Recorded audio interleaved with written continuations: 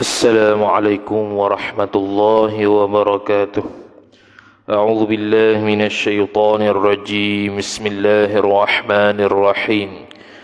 الحمد لله رب العالمين، والصلاة والسلام على أشرف الأنبياء والمرسلين سيدنا محمد وعلى آله وصحبه أجمعين. سبحانك لا علم لنا إلا ما علمتنا إنك أنت العليم الحكيم. ولا حول ولا قوة إلا بالله العلي العظيم. رب اشرح لي صدري ويسر لي أمري واحلل عقدة من لساني يفقه قولي وسدد لساني واهد قلبي بحق نبيك محمد صلى الله عليه وسلم. اللهم أغننا بالعلم وزينا بالحلم وأكرمنا بالتقوى وجملنا بالعافية. نوينا التعلم والتعليم والتذكر والتذكير والنفع والانتفاع والإفادة والاستفادة والحث على التمسك بكتاب الله وسنة رسوله صلى الله عليه وسلم، ودعاء إلى الهدى والدلالة على الخير ابتغاء وجه الله مرضاته وقربه وثوابه سبحانه وتعالى. آمين يا رب العالمين. Kitab Jam'ul Kitab Jam'ul Fawaid wa Jawahirul Qalaid, muka surat 9 baris 10 daripada bawah. Wa qala Syekhul Muallif rahimahullahu ta'ala wa nafa'ana Allah bi'ulumihi wa bi'ulumikum wa bi'ulumi masyayikhina fid darain. Amin ya rabbal alamin. Kata pengarang Asy-Syaikh Daud bin Abdullah Al-Fatani rahimahullah subhanahu wa ta'ala, bermula Allah, terbalik bermula bismillah itu yang memerintahkan segala arifin. Bermula Ar-Rahman, Tuhan Rabbul Alamin, dan Ar-Rahim ialah Tuhan Rauf, lagi amat latif bagi segala mukminin. Ini sambung syair, syair Melayu lah kita kata, bukan syair Arab. Jadi syair Melayu ni dia belakang-belakang dia ada benda yang sama belaka. Ni yang tadi ni dia akhir belaka dengan huruf mana tadi? Akhir belaka dengan huruf nun. Al-alamin, mu'minin. Jadi dia kata bermula bismillah itu, nak kata bismillah tu nama Allah tu lah. Allah tu yang memerintahkan segala arifin. Itu ada dalam surah Al-Fatihah ayat 2. Alhamdulillahi Rabbil Alamin. Rabb al-Alamin, Tuhan yang mentadbir sekalian alam. Perintah tu. Tuhan yang mengatur dan mentadbir sekalian alam, dia panggil Rabbul Alamin. Jadi arifin di sini arifin billah khassah. Arif billah yang tasawuf tu. Ya, arif billah ada dua. Arif billah umum, iaitu mengenal Allah Subhanahu wa taala dengan belajar akidah.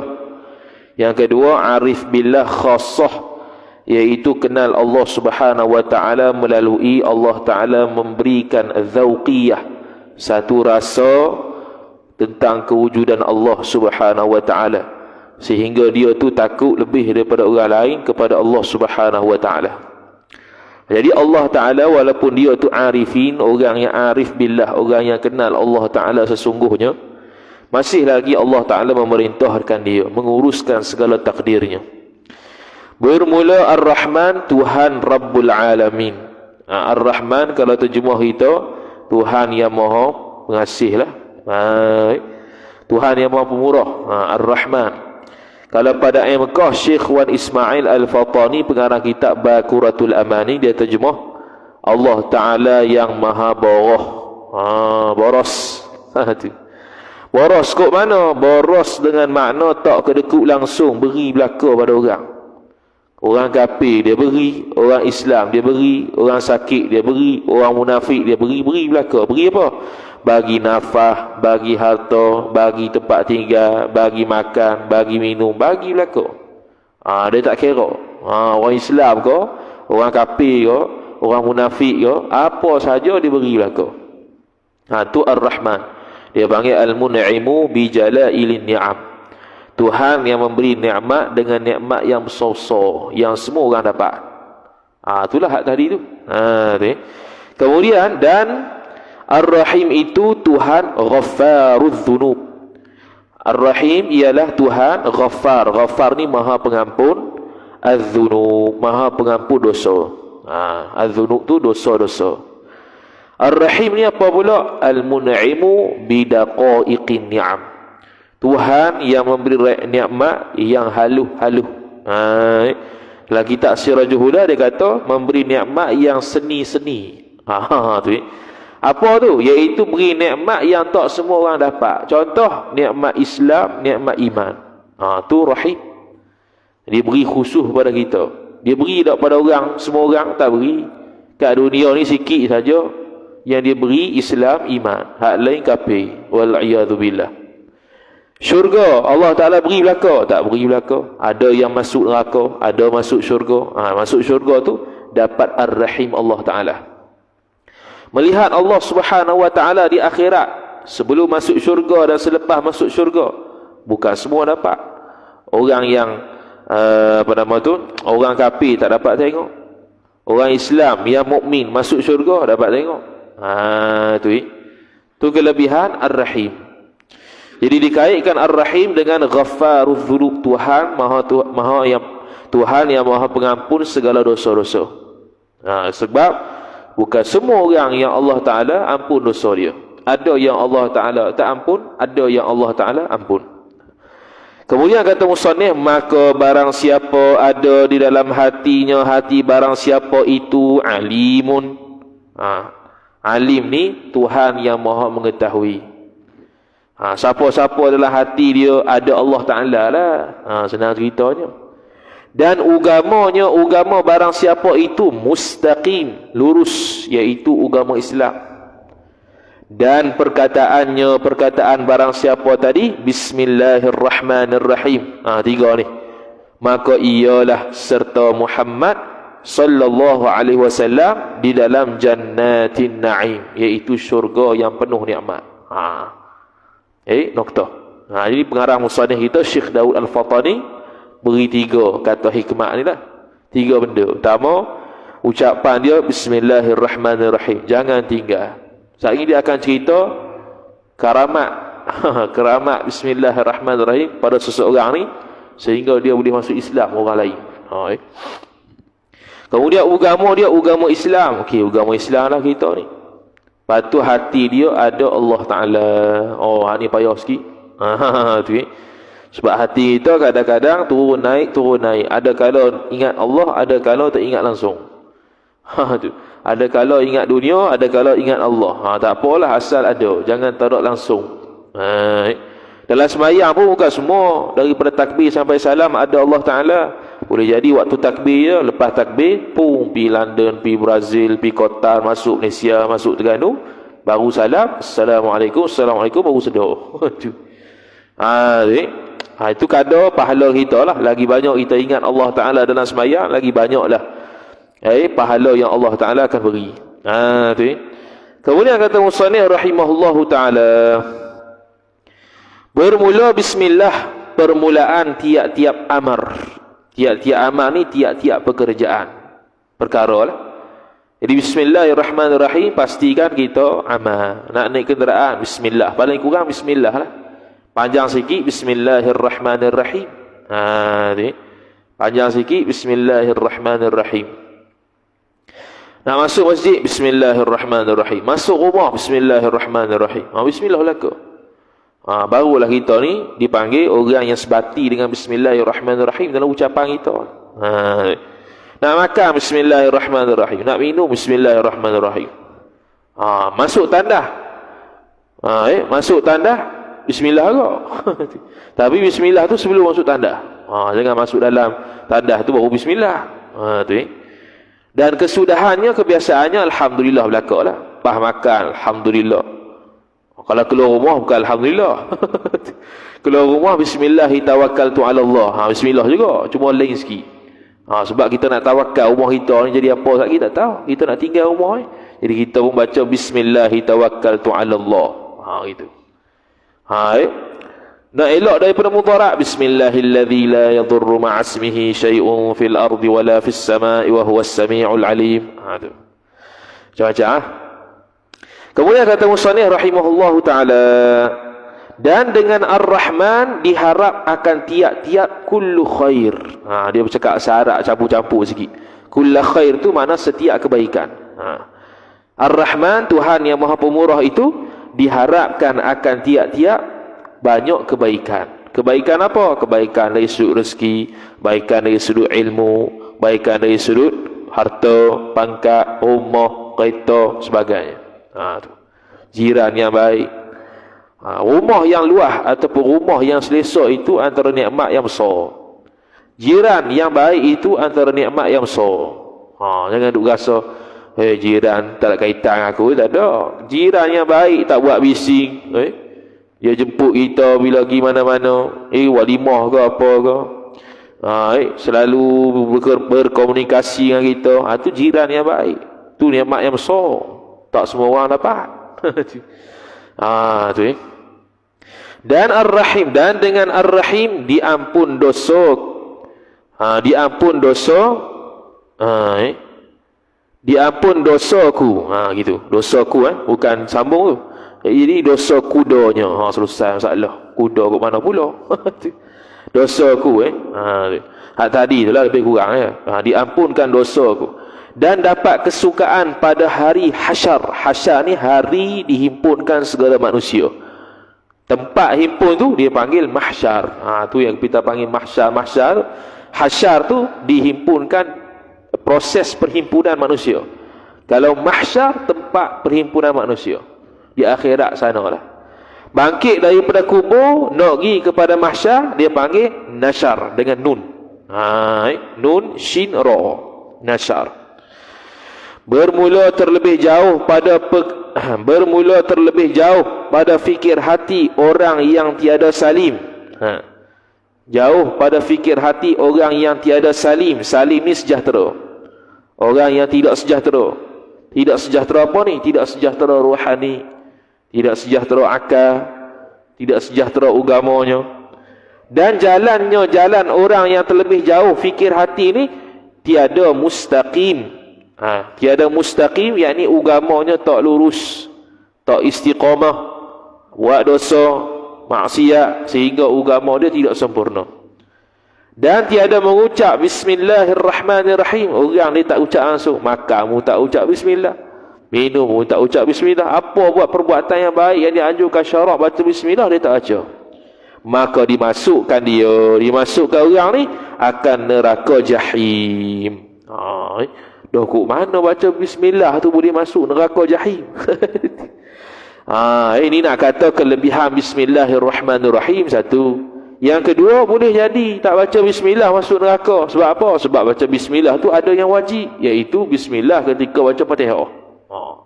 Jadi kalau dia tak baca Fatihah, bismillah tu tak baca Fatihah, dalam Fatihah dia tu tak baca bismillah, sah tak sembahyang? Tak sah.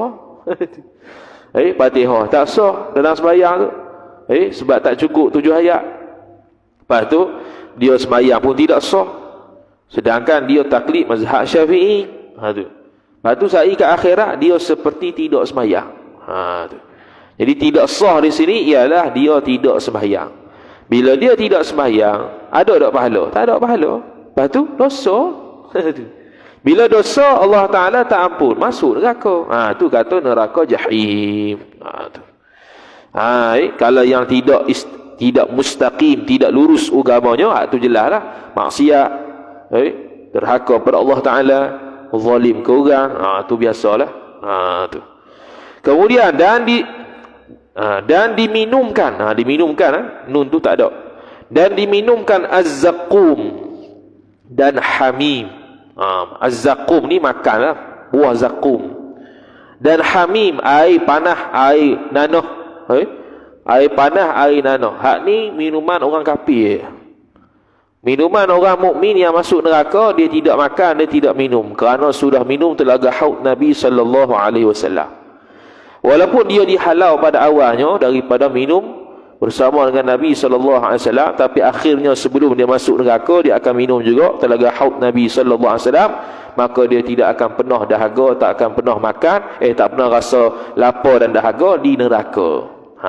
Tu. Dan tempat laluan air telaga haud Nabi dalam badan dia ni pun tidak dibakar oleh api neraka. Tu kelebihan sikitlah orang mukminnya. Cuma sakitnya bila kena siksa selain daripada tu. Tapi orang kafir dahaga ada, lapar ada. Dah lah lapar dahaga, beri makan pula makanan yang teruk, minuman yang panas, minuman nanah, darah, busuk, najis. Wal'iyadhu billah. Tiada jatuh sekali-kali yang demikian itu, yakni tiada berlaku sekali-kali yang demikian itu, demikian minum air zakum, minum makan az-zakum, hamim, air yang panas tadi, air yang nanah tadi, masuk ke neraka jahanam daripada engkau ya Karim, wahai orang yang mulia, wahai Tuhan yang mulia, ya Karim, Tuhan yang mulia. Habis selesai. Kemudian kata musannif rahimahullah subhanahu wa ta'ala, dia kata dia kata Amru Ma'di Karib. Amru Ma'di Karib ni asal dia orang kafir, betul masuk Islam. Dia cerita bagi Umar Ibn Al-Khattab radhiyallahu ta'ala anhu. Dia cerita ke Sayyidina Umar. Cerita ni panjang sampai ke bawah tu dah, sampai ke Babul Mahabbah tu. Cerita apa? Tiadakah aku khabar akan dikau dengan ajaib bismillahirrahmanirrahim, kata Ma'di Karib tadi. Amru bin Ma'di Karib. Dia kata, Sayyidina Umar, aku nak cerita satu benda. Benda ni benda yang ajaib tentang bismillahirrahmanirrahim. Jadi mudah-mudahan lepas kita dengar cerita ni, kita tak lekang dengan bismillahirrahmanirrahim, nak habis dah bab bismillah. Kalau tak beramal aku tak tahu. Kitab ni kitab beramal je, bukan ada apa pun. Tu. Maka dia kata Amru bin Ma'di Karibah tadi, antara kami berjalan pada padang. Padang ni padang pasir, ke padang bola. Padang syarat kalau dalam negara Arab, padang pasir tu lah. Maka tiba-tiba dengan satu mahligai. Mahligai itu macam rumah istana besar lah. Mahligai. Di syurga nanti ada ahli syurga dapat mahligai. Istana besar dah, tak ada rumah-rumah biasa ni, istana tu. Jadi ada jalan-jalan, ada satu mahligai yang amat teguh. Yang amat teguh ni mana kalau kena angin ribut kencang macam tadi pun tak ada apa. Tu. Dan pada pintu mahligai tadi seorang syekh, ada seorang syekh. Syekh di sini kalau dari sudut bahasa ada dua. Pertamanya syekh dengan makna orang yang berumur 40 tahun ke atas, itu syekh. Jadi kalau orang yang umur 40 ke atas boleh panggil syekh kat dia. Assalamualaikum syekh. Kawan tu perasan, aku aling kan? Bukan aling. Tu atas umur 40. Tu. Yang kedua, syekh ini kena kepada orang yang alim walaupun kecil. Retilah bab ilmu ni. Walaupun dia tu budak-budak, panggil syekh juga. Dia sebenarnya orang guru agama, dia panggil syekh, tak panggil ustaz. Kalau ikut kan, ustaz ni ialah orang yang berkepakaran, betul-betul pakar dalam satu ilmu. Tapi sebabkan uruf kita di Malaysia ni, bila panggil orang mengajar agama ni ustaz lekat ustaz lalu. Kalau ikut kan al-ustaz itu lebih tinggi pada syekh lah. Syekh tu guru agama, ustaz tu lebih tinggi lagi. Sebab tu dalam kitab akidah bila kita jumpa Al-Ustaz Abu Ishaq Al-Isfarini, ataupun dia tulis Al-Ustaz saja, jangan ingat ustaz biasa. Ustaz kampung kan, tu Al-Ustaz tu gelaran besar tu. Lebih tinggi daripada orang yang biasa-biasa. Tu. Kalau syekh, kalau ada Syekhul Islam, besar tu. Kalau syekh saja biasa ya, Syekhul Islam. Kalau dulu mufti dia panggil Syekhul Islam. Sekarang dia panggil mufti lah, dia tak panggil Syekhul Islam. Tu. Jadi ada seorang syekh yang ni orang tua, dan aku ambil akan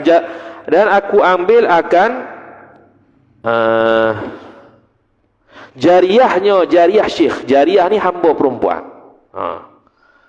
Dan aku ambil akan jariahnya. Silap. Langkau.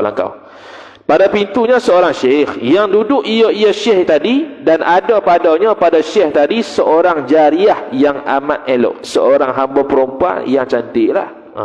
Tu. Dia tengok ada mahligai besar. Lepas tu ada orang tua. Tiba-tiba ada hamba perempuan pula. Cantik pula tu. Yang elok rupanya rupa jariah tadi. Maka berkata aku Amru bin Ma'di Karibah tadi, bagi diriku bunuh akan syekh. Yakni aku kata kat diri aku ni, aku nak bunuh syekh ni. Sebab apa? Sebab dia nak ambil jariah tadi. Dan aku ambil akan jariahnya jariah syekh. Dia nak ambil lah elok. Cantik siapa tak ambil. Sebab tu dalam munakahat tu, salah satu daripada ciri-ciri yang perlu ditengok ialah cantik. Selain daripada agama dan sebagainya. Ada juga. Tu. Dan adalah aku lagi kafir. Ketika tu dia kafir. Dia tak masuk Islam lagi. Ketika tu dia nak bunuh ni, waktu dia kafir ni lah. Maka aku hampir kepadanya, kepada orang tua tadi. Dan aku cabut akan pedangku. Cabut nak bunuh. Dia pergi dekat. Dia on the way nak cabut lah. Mana ada pedang kawan ni. Dan aku datang kepadanya, kepada syekh tadi. Maka tertawa ia syekh pada muka aku. Orang mari nak bunuh dia boleh gelak lagi. Kalau kita orang nak bagi bunuh kalut dah. Panik. Cari telefon pun tak jumpa. Dia pun boleh. Dia boleh tawa lagi. Maka berkata engkau tertawa-tawa. Maka berkata engkau tertawa-tawa atasku. Maka berkata engkau tertawa-tawa atasku. Yakni Ma'di Karibah tadi tu kata, kamu ni bercakap sambil tertawa-tawa kepadaku. Kenapa begitu? Maka berkata ia syekh tadi, bagi Amru bin Ma'di Karibah tadi, jika engkau kehendak kami beri makan akan dikau, dan jika engkau kehendak lalu pergi pada ini la'alla sawab pada tempatmu. Dia gugur Dia gugur perkataan. Dia kata, jika engkau kehendak kami beri makan akan dikau. Dan jika engkau jika engkau tidak kehendak lalu pergi pada tempatmu. Jatuh banyak jatuh tu. Dia kata dia bagi tawaran, kalau kamu nak beri makan, bagilah aku beri makan. Kalau tak boleh, pergilah balik. Gitu. Baliklah ke tempatmu asal tu. Orang tua ni nak kena bunuh pun boleh lagi dia. Tawa, makan minum. Kalau kita habis dah, tutup pintu. Mana berani dah. Kemudian kata musannif rahimahullah taala, kataku, tiada aku berkehendak makan dan tiada aku pergi. Dia kata, Amru bin Ma'di Karibah yang nak bunuh dia tadi ni kata, aku tak mau makan dan aku tak mau pergi. Aku nak duduk sini juga, nak bunuh ni. Dan berkehendak membunuh akan dikau. Siap dia kata, aku nak bunuhmu. Maka tertawa-tawa syekh itu, ketawa lagi. Dia relax. Ni orang panggil hati dia ada Allah Ta'ala relax. Sokmo marilah musibah benda pun relax. Hak ni yang nak ni panggil nafsul mutma'innah, hati jiwa yang tenang. Ada ilham untuk buat baik sahaja. Ilham untuk buat jahat tak ada. Ilham untuk buat maksiat tak ada. Adanya ilham untuk buat baik. Dan masuk ia syekh tadi di dalam mahligai besar tadi lah. Maka dikeluar satu pedang yang terlebih besar daripada pedangku. Aku ingat pedangku hebat dah, dia hebat lagi. Dia besar lagi. Gal ni besar. Dan adalah ia syekh tadi berjalan kaki, dan yakni sedangkan aku berkuda. Dia duduk atas kuda.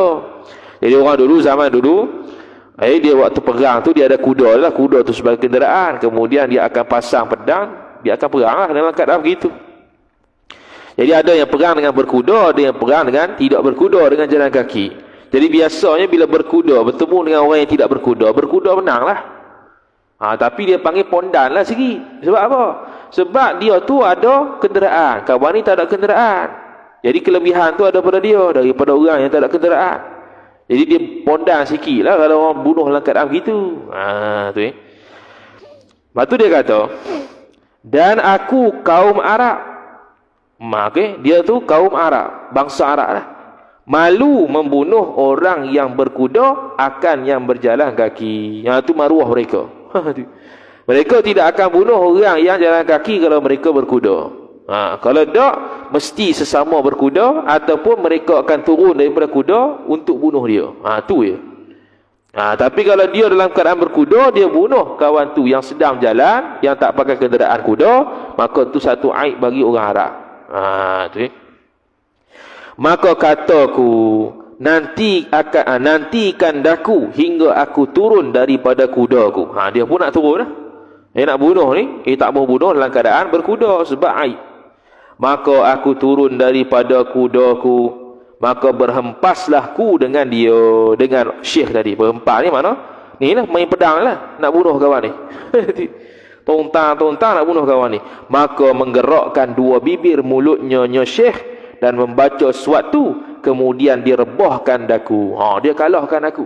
Dia baca satu benda yang aku tak tahu benda apa ni. Saya ke akhir tu dia akan tahulah, iaitu bismillah dia baca. Tu nak bunuh kawan tu baca bismillah. Nak tepih kawan tu punya pedang tu bismillahirrahmanirrahim. Tu. Dan duduk ia syekh tadi di atas dada aku. Kalah aku, maka memegang ia syekh akan janggutku dan berkata bagi jariahnya, hamba perempuan syekh, bawalah sikin. Sikin tu bahasa Arab, sikin tu pisau. Dia suruh anak hamba perempuan dia bawa pisau. Aku sembelih akan dia akan Amru bin Ma'di Kariban. Aku nak sembelih kawan ni. Dah duduk atas dada dia, nak sembelih bunuhlah tu. Dia tak mau bunuh ke pedang ni, nak bunuh ke sembelih kan pisau. Tu. Maka mendatangkan sikin, yakni mendatangkan oleh hamba perempuan tadi akan pisau. Maka ditaruh pada halkumku. Tahu kat halkum? Tarik ya, habis mati. Dah buh sini lah. Maka kataku, ampun olehmu akan daku. Minta ampun. Maka berkata ia syekh, aku ampun akan dikau. Maka berkata ia syekh tadi, jika berkehendak kepada makanan, kami beri makan, dan jika tiada, maka pergi engkau. Dia tawar lagi makan. Tu. Ni kali pertama. Dia nak bunuh, dia tepih kawan tu, ucap bismillah, kalah, rebah. Dan dia duduk atas dada dia, bawa mari pisau nak sembelih dia, dia pun minta ampun, minta maaf. Dia pun maafkan. Ni hebat. Kalau kita susah nak maaf orang ni. Lepas tu dalam kitab fiqh, kitabul jinayah. Kitab jinayah tu kalau buka kitab bab membunuh. Bab membunuh ni contoh membunuh dengan sengaja. Dia pun bunuh seseorang yang berada dalam keluarga kita. Contoh adik kita, dia bunuh. Jadi kalau ikut Islamnya, dia tu kena qisas. Qisas ni hukum balah. Jadi ahli keluarga dia ada 3 pilihan. Nak jatuh hukuman qisas ke, atau nak bayar diat 100 ekor unta ke, ataupun maafkan dia. 3 pilihan. Jadi keluarga tu, ahli keluarga pembunuh tu, ahli keluarga yang kena bunuh tu, dia boleh pilih 3 ni. Kalau qisas, mana dia bunuh balah. Kalau tak qisas, dia kata tak mau qisas, dia suruh bayar 100 ekor unta. Lagi kaya tu. Harta lah. Sebab dia sudah membunuh seorang nyawa daripada ahli keluarga dia, maka dia boleh minta dia. Ataupun yang ketiga, maafkan dia. Kisah pun tidak, ambil harta pun tidak. Maka dalam Quran sebut huwa aqrabu littaqwa. Orang yang maafkan ni lebih dekat kepada takwa. Tapi nak maaf payah. Kalau ada hukuman gitu, jinayat gitu kat Malaysia kita ni, lehnya kisah dah bunuh adik kesayangan kita dah, dah bunuh mak kesayangan kita dah, kisah balik. Tak ada dah. Minta balik bayar ataupun bayar balik duit dia piti 100 ekor unta tu mahal tu. Bayar sendirilah satu ekor unta contohnya 10,000. Kalau 100 ekor kali sendiri kawan tu kena bayar. Ataupun maafkan. Jadi kawan ni maaf dulu. Maaf. Siap dia tawar lagi makan. Tu Kemudian kata musannif rahimahullah subhanahu wa ta'ala. Maka berpalingku, aku pun berpalinglah nak pergi. Dan tiada aku jawab akan akan Syekh tadi suatu. Aku tak jawab. Dia tak jawab macam tadi. Tak mau makan ke, tak mau pergi ke, dia pergi situ. Dia pergi gitu ya. Kawan tu bagi kelepasan, dia pun pergi gitu ya. Dia tak jawab langsung. Kerana apa tak jawab tu? Kerana maluku. Malu. Dah kena kalah, tu minta maaf pula. Tahu makan pula. Siapa tak malu kat gitu. Maka berjalanku sedikit, maka aku balik kepada Syekh tadi, dan aku berhempah dengan dia pula, dengan Syekh tadi. 2 kali. Buat taktik ni. Buat nak belah itu, nak buat nak balik. Dia pusing belakang, pung. Dia nak bunuh balik. Nak bunuh kali kedua. Cubaan bunuh kali kedua. Maka digerakkan dua bibir Syekh tadi, dan merebahkan ia Syekh akan daku sekali lagi. Kali kedua dia mengalahkan Amru bin Ma'di Karibani dengan Bismillahirrahmanirrahim.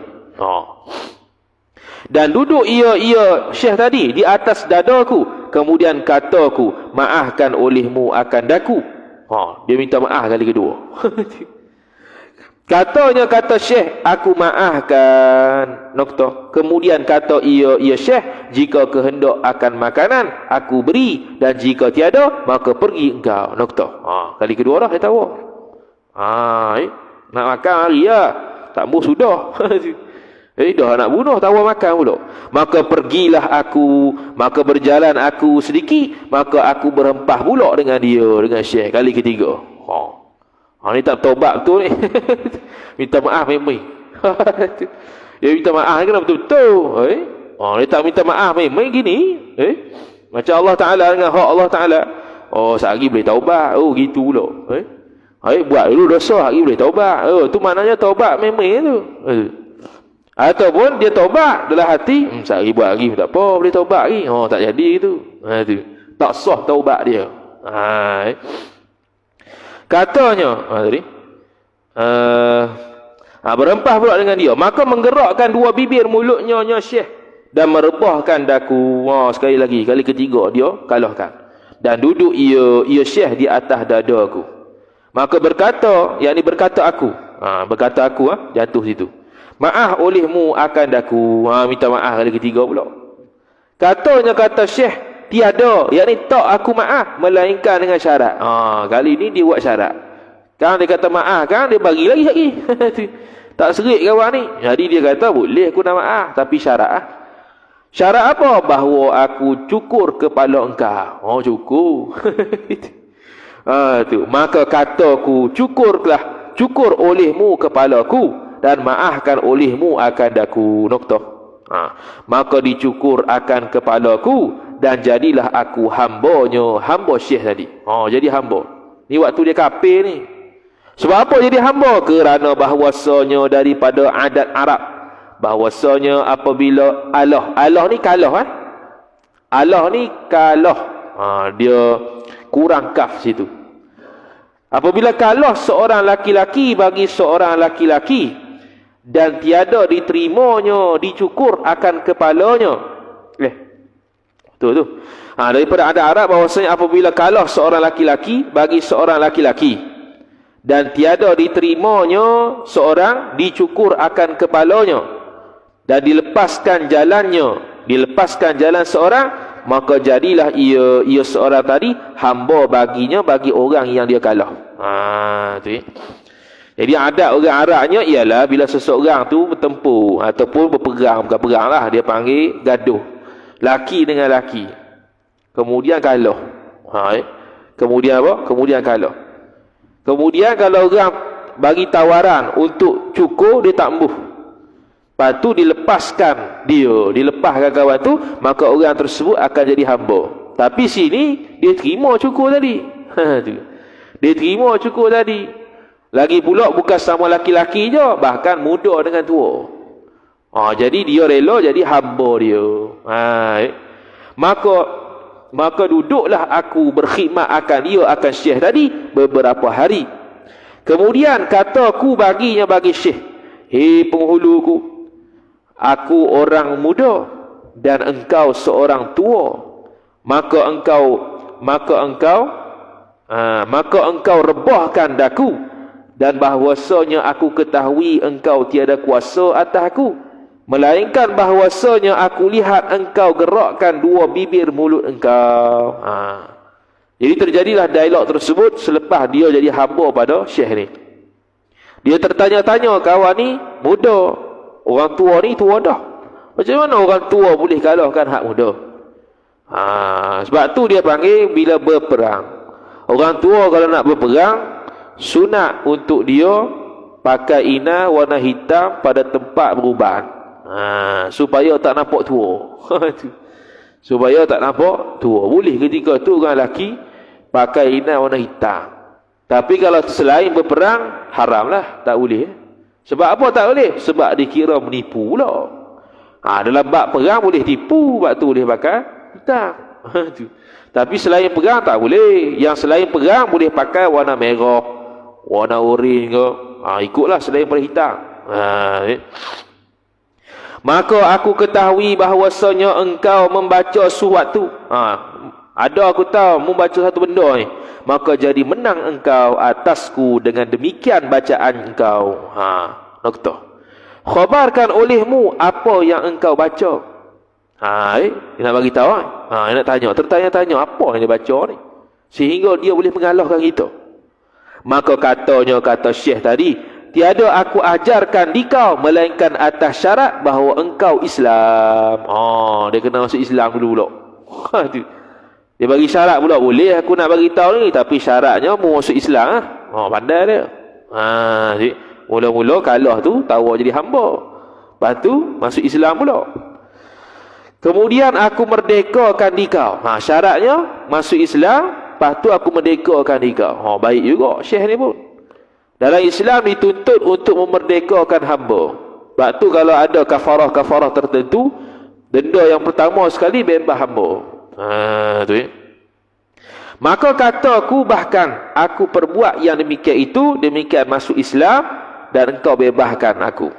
Maka kata Syekh tadi, tiap-tiap adalah aku mengqasad hendak berhempah, peranglah, bunuh dengan seorang. Aku baca Bismillahirrahmanirrahim. Nokta. Tu. Jadi ni maksud dia, keramat dia baca Bismillah ni, sehingga kan apa yang dia buat Bismillahirrahmanirrahim itu boleh jadi satu yang berkat ke atas dia, boleh mengalahkan musuh. Hebat Bismillah. Dalam syarah Uqudul Jain, Syekh Nawawi Al-Bantani rahimahullahu ta'ala sebut, siapa-siapa yang kena satu penyakit nak sembuh, baca Bismillahirrahmanirrahim sebanyak-banyaknya sehinggalah sembuh. Jadi mujarab sebutan Bismillah ni bila kita selalu baca lah. Sebab tu kalau orang nak minta air jampi apa, tak payah baca doa pelik-pelik, baca surah yang kita sentiasa baca. Fatihah, ayat kursi, 3 kul ke, apa-apalah yang kita baca, pernah baca. Jadi dia tu jadi lekat dengan kita. Ni bila suruh buat air jampi, buka Google.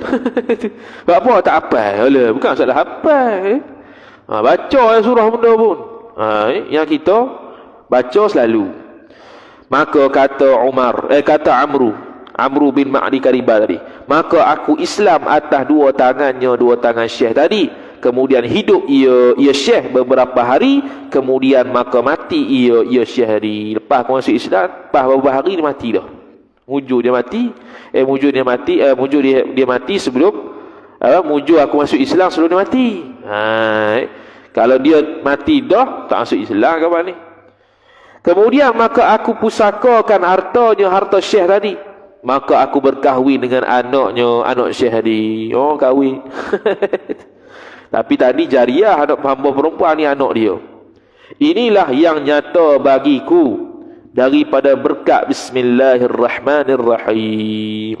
Nak bagi berkat Bismillah tu kena sok mengucap. Ni dah akhir ni. Lepas tu dia pun doa, Allahumma ja'alna min ahli Bismillahirrahmanirrahim.